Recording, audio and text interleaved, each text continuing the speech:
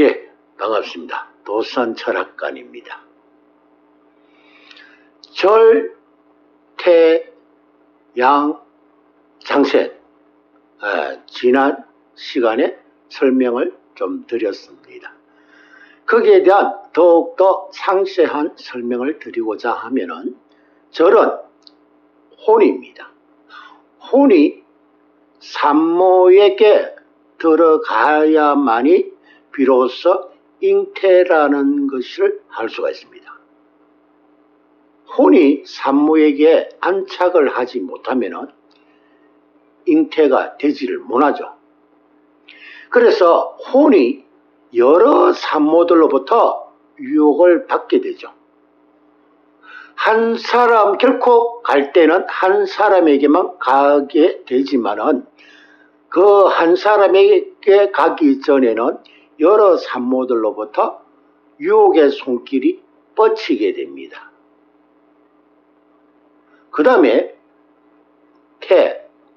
태아는 임신이 된 상태, 바로 그대로 엄마 뱃속에 있는 태아죠. 그 태아도 역시 주변 사람들, 주변의 가족들, 또 가족이 아닌 모든 사람에게도 그 태아는 관심과 사랑을 지속적으로 받게 되고 또 축하도 받게 되고 사랑도 덤뿍 많은 사람들로부터 받게 됩니다. 그 다음에 신생아도 역시 세상에 탄생이 됐기 때문에 그 세상에서 많은 사람들로부터 축하도 받고 이 세상에 태어난 것을 축하도 받고 사랑도 끊임없이 많은 사람들로부터 사랑을 받게 되는 그런 어떤 유혹의 손길이 항상 주변에 있습니다. 장생, 젖먹이 역시 마찬가지죠. 한참 태어나서 성장하는 과정이기 때문에 역시 이 또한 많은 사람들부터 관심과 사랑을 받게 돼요. 그런데 이 유형의 사람들은 항상 주변 사람들로부터 관심과 촉망을 받기도 하지만은 불필요한 사랑도 역시 받게 됩니다. 그래서 절과 태와 양과 장생은 만약에 결혼을 한 후에라도 배우자 이외의 사람들로부터 사랑을 받게 되고 관심도 받게 됩니다. 지난 시간에도 말씀을 드렸지만은 절태양 장생은 불륜의 씨앗입니다. 항상 주변에서 유혹의 손길이 지속적으로 오기 때문에 그것을 피할 길이 없습니다.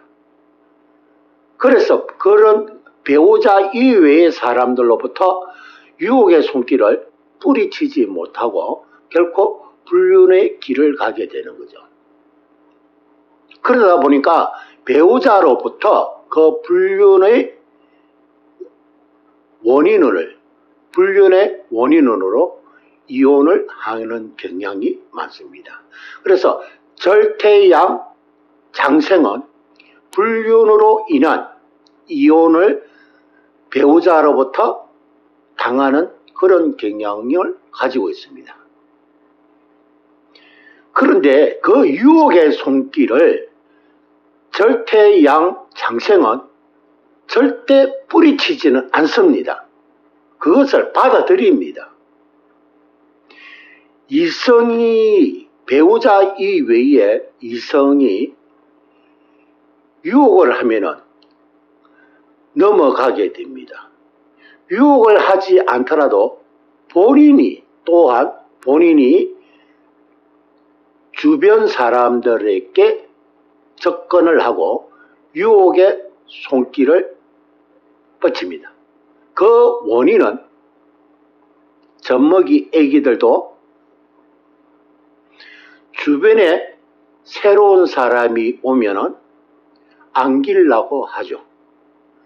장생, 젖먹이, 애기. 자기를 좋아하고 반겨주는 사람이 있으면은 그 사람한테 안기려고 합니다. 배우자, 자기를 보호해주는 배우자에게만 안기야 되는데 그 외의 사람들에게도 자신이 안기려고 다가갑니다. 그래서 불륜을 저지르게 돼요. 그로 인해서 배우자로부터 버림을 받게 됩니다. 양 신생아, 본인 의사와 상관없이 주변의 사람들로부터 유혹의 손길을 거절할 수가 없어요. 신생아가 거절은 하지 못하거든요. 장생, 젖먹이는 스스로 먼저 다가갈 수 있고 손을 뻗칠 수가 있어요. 젖먹이는. 자기를 좋아하는 사람이 있으면 젖먹이는 손을 뻗칩니다. 우리가 아기를 키워봐서 잘 아시죠? 아기를 안 키워보신 분은 모르지만은 젖먹이 아기를 키워보신 분은 누군가가 자기를 좋다고 다가오면은 손을 뻗쳐서 안아달라는 표현을 합니다. 젖먹이가. 그래서 장생에 해당되는 사람은 본인 스스로 유혹을 하기도 하고 또는 주변 사람들로부터 유혹을 받기도 합니다. 그러나 신생아는 본인 의사와 상관없이 주변의 유혹의 손길이 무수히 다가옵니다. 싫든 좋든 간에 본인은 그 유혹의 손길에 유혹의 마법에 걸리게 되어 있습니다. 우리가 신생아를 곰곰이 생각해 보세요. 신생아는 이 사람도 안고 저 사람도 안고 그러죠. 젖먹이도 이 사람도 안고 저 사람도 안고 그럽니다. 그리고 젖먹이는 본인이 마음에 가고 좋으면은 안아달라고 손을 뻗치기도 하지만은 신생아는 자기가 손을 뻗치지는 못하지만은 여러 사람들이 서로 안아보려고 손을 뻗칩니다. 태아는 엄마 뱃속에 있는 형체로서 스스로 요구는 할 수가 없죠.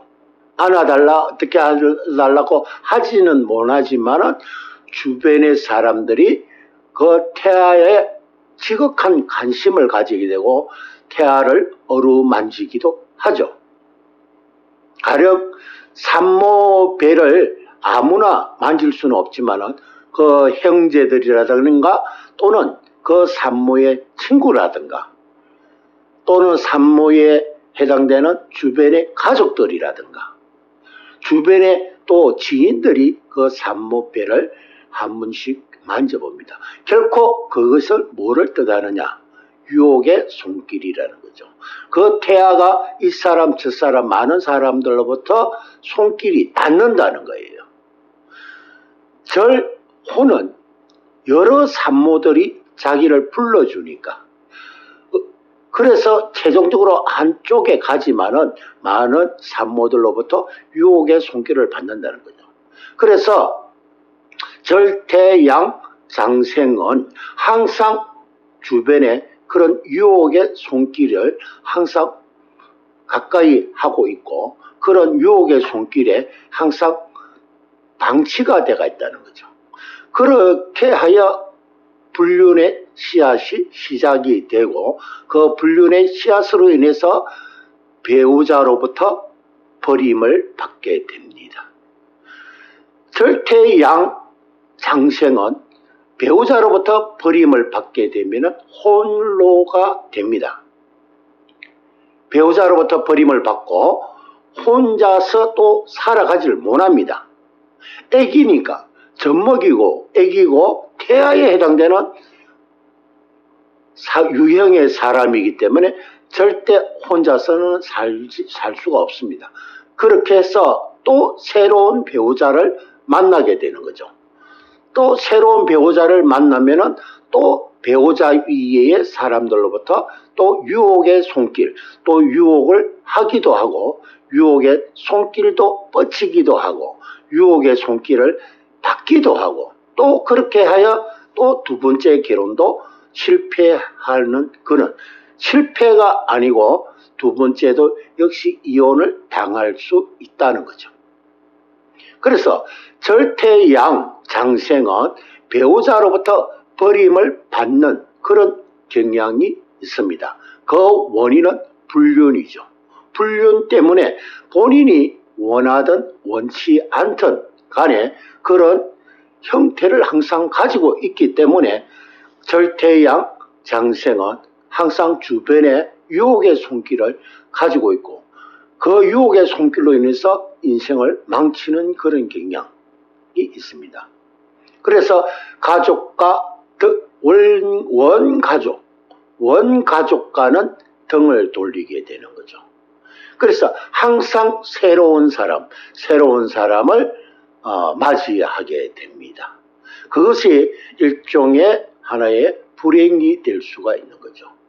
절태양 장생은 본인 스스로는 할 수 있는 부분은 없습니다. 유혹의 손길도 본인 스스로 원하든 원치 않든 상관없이 유혹의 손길을 받게 되고 그 유혹의 손길에 넘어가게 됩니다. 때로는 본인이 스스로가 주변 사람들을 유혹을 할 수도 있습니다. 유혹을 하여 자기 스스로 불륜의 씨앗으로 들어가는 그런 경향들이 많이 있습니다. 그래서 그런 부분으로서 자기 인생의 배우자의 연이 수시로 바뀐다는 거죠. 아마 절태양 장생에 해당되는 사람, 제가 설명드린 대로 이 방송을 보시는 분들이나 그렇지 않는 분, 그 주변의 지인들도 보편적으로 보면은 불륜으로 인해서 배우자로부터 이혼을 당하는 사람들은 절태양 장생에 해당합니다. 다른 성격 차이나 이런 관계로 이혼은 당하지는 않습니다. 불륜 관계로 이혼을 당하는 것이 바로 절태양 장생에 해당됩니다. 그런 부분들이 절태양 장생에서 아주 약점이라고 할 수가 있죠. 그래서 절태양 장생에 해당되는 사람은 새롭게 다시 새로운 배우자를 만나더라도 역시 똑같이 또 다른 사람, 다른 이성의 손길이 항상 기다리고 있다는 거죠. 그래서 불륜을 항상 이어나가고 이것이 우리가 흔히 하는 말로 죽을 때까지 이것은 이어진다는 거죠. 그래서 절태양 장생은 불륜의 씨앗이라고 이야기를 합니다. 그래서 그 불륜으로 인해서 가정이 파괴되는 그런 현상. 그리고 배우자와 자식이 자기로부터 떠나갑니다. 떠나가면은 또 새로운 가족이 형성되고 또 그 가족들이 또 떠나가게 되면은 또 새로운 가족들이 형성되는 그런 어떤 불행을 가지게 됩니다. 그러나 본인은 그것이 불행이라고 생각하지 않습니다. 불행이라고 생각하지 않고 운명이라고 받아들이는 겁니다. 불륜을 지속적으로 저지르는 그 자체가 인간의 욕망이라고 판단하기 때문입니다. 우리가 잘못된 것은 잘못된 것으로서 생각을 해야 되는데 절태양 장생은 인간의 본능이라고 그렇게 치부를 해버리는 거죠. 사실 어느 남자도 여자를 싫어하는 남자가 없고 어느 여자도 남자를 싫어하는 여성이 없다. 그것이 자기 합리화를 시켜버리죠.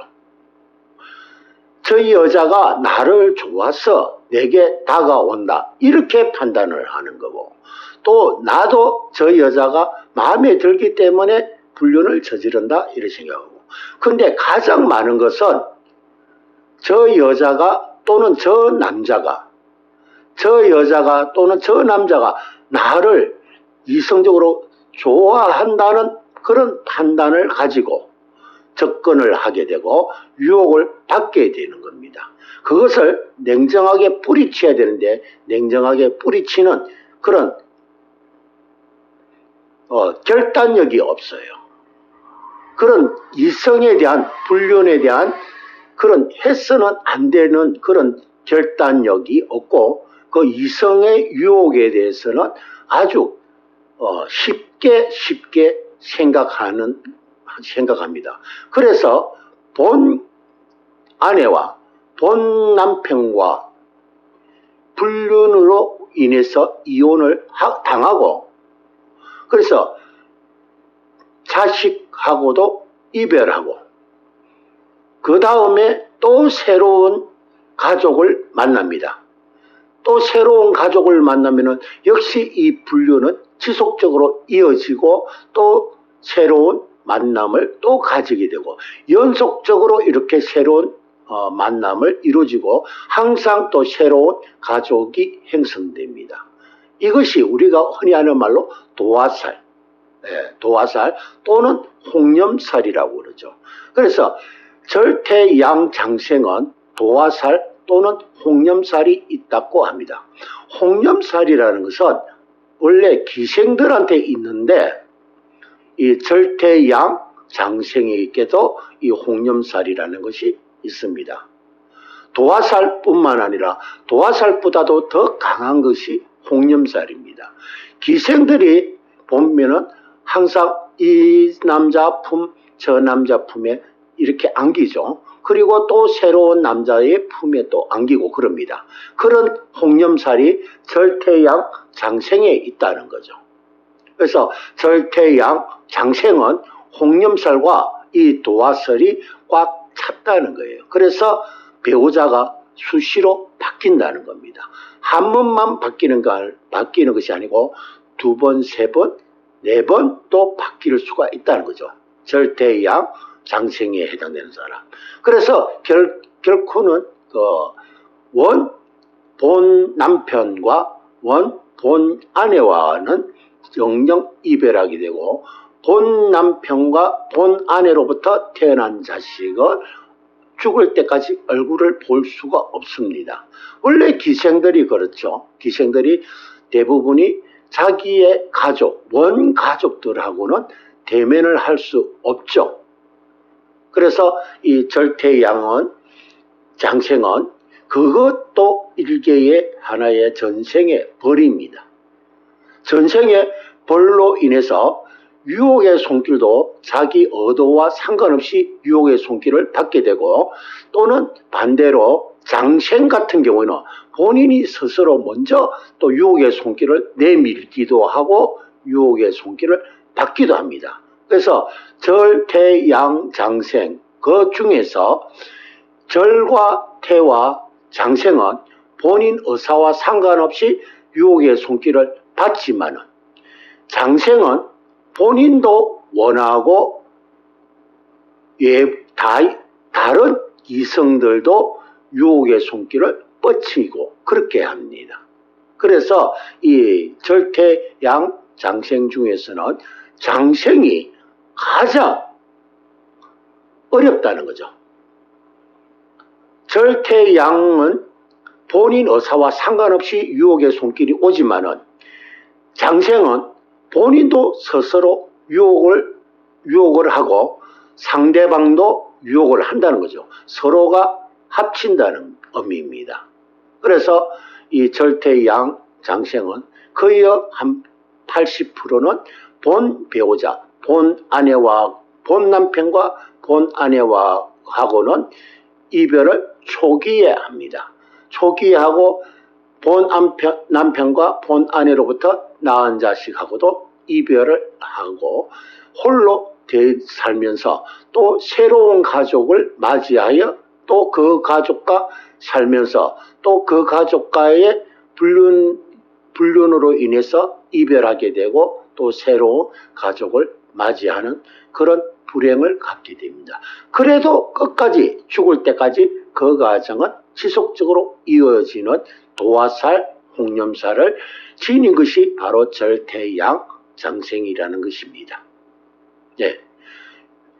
저 절태양장생은 도화살, 홍념살이라는 거 꼭 한 번쯤 알아두시면은 혹시 만나는 사람이 있거나 또는 새로운 사람이 있을 때 그 사람이 하는 행동,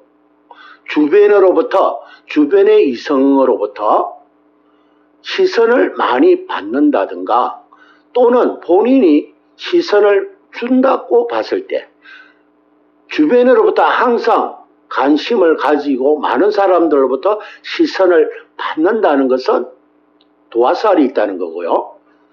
또 본인도 스스로 주변 사람들에게 시선을 주는 것은 주기도 하고 받는 것은 홍념살이라는 거죠. 예, 그런 부분을 꼭 한번 참고 한번 해보시기 바랍니다. 예, 감사합니다.